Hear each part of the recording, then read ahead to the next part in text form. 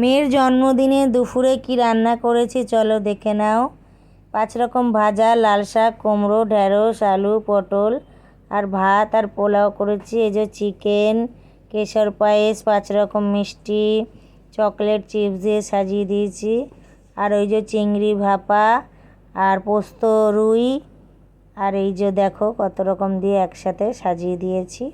দিদির ছেলেকেও সাজিয়ে দিয়েছি সেমভাবে, যে দুজনে একসাথে খেতে বসবে বলে। এই দেখো মেয়েকে খেতে দিয়েছি সাজিয়ে সব রকম দিয়ে। পায়েসটা রুপোর বাটিতে করে দিই প্রত্যেক বছর। এই রুপোর বাটিটা আমার বাবা দিয়েছিল মেয়ের অন্নপ্রাশনে।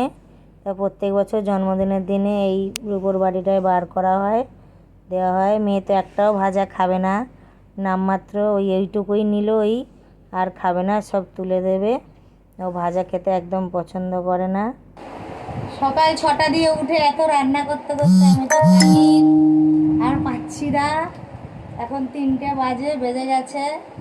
এবার খাওয়া দাওয়া করবো, মেয়ে খেয়ে নিক, তারপর আমি খাওয়া দাওয়া করবো। এই যে খাচ্ছে, এই যে